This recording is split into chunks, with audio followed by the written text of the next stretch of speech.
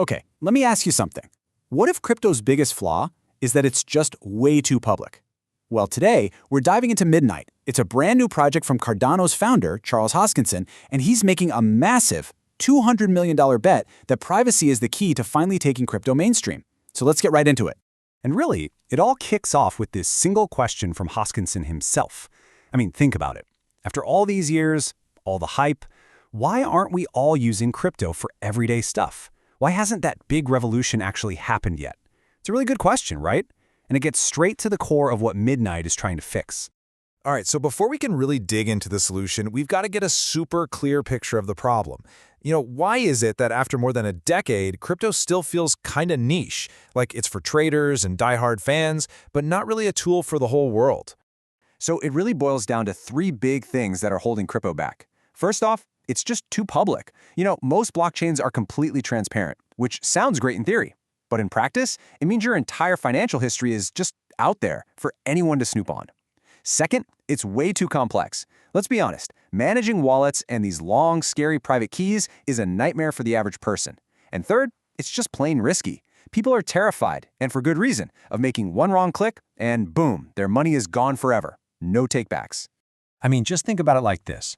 Would you ever bank somewhere that let your boss, your nosy neighbor, or just some random stranger on the internet see your balance and every single thing you buy? No way, right? Of course not.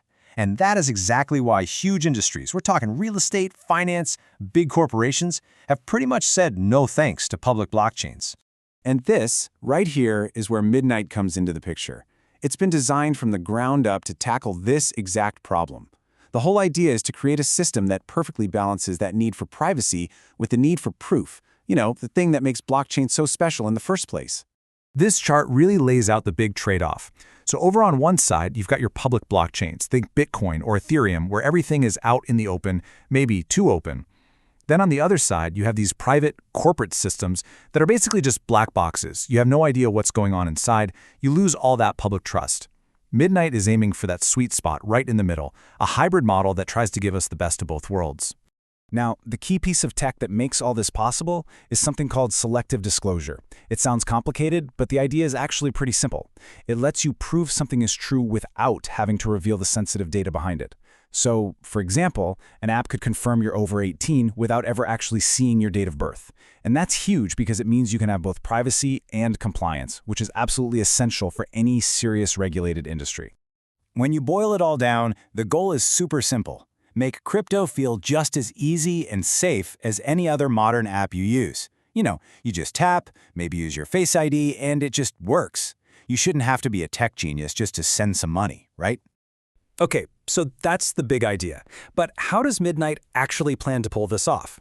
Let's get into the nuts and bolts, because it's not just about the vision. It's about the tech and, well, the pretty big names who are backing it. So first up, they've got this really clever two-token system. You have the main token, which is called Knight. You hold onto that for things like security and governance. But here's the cool part. Just by holding Knight, you automatically generate a second token called Dust. And Dust is what you actually use to pay for transaction fees. The whole point is to make costs more stable and predictable. It even opens the door for app developers to cover the fees for you, so the whole experience just feels smooth. And get this. To show just how serious he is, Charles Hoskinson didn't go knocking on the doors of venture capitalists. Nope. He put his own money where his mouth is, to the tune of around $200 million to fund this thing. I mean, talk about commitment. That is a massive, massive signal. But he's definitely not doing it alone.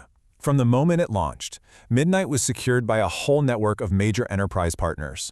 And we're not talking about small startups here. We're talking names like Google Cloud, Vodafone, Worldpay. I mean, that brings a level of credibility and stability that most crypto projects can only dream of having on day one. All right, so the network went live on March 31st, 2026. The big question is, how did the market react? What did people think? Well, let's take a look at the numbers. First off, the way they got the token out there was just huge. Instead of a normal sale, they did what's being called one of the biggest airdrops ever, based on the number of people who got it.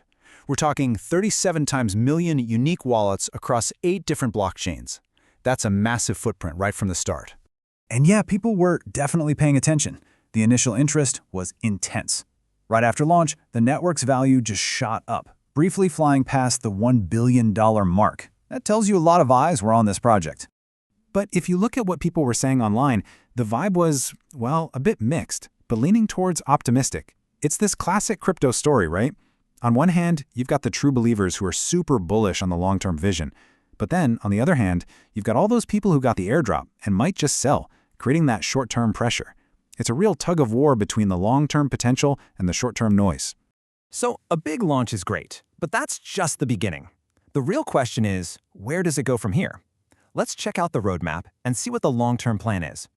The whole rollout is happening in 3 clear stages. We're currently in the first phase, Kugulu, which started in Q1.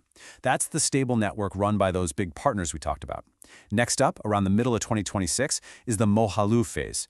That's when we'll see it get more decentralized and staking gets introduced. And then the final phase, Hua, is all about connecting to the rest of the crypto world, becoming a privacy hub for other big players like Ethereum and Solana. And all of this really brings us right back to that huge ambition we started with. This was never just about launching another blockchain.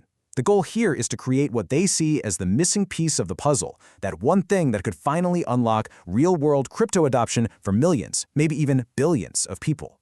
So it leaves us with this really interesting, kind of paradoxical question.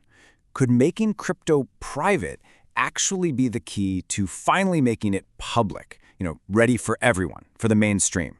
That's the billion-dollar, or in this case, $200 million question that Midnight is trying to answer. And you can be sure we'll be watching very closely to see how it all plays out.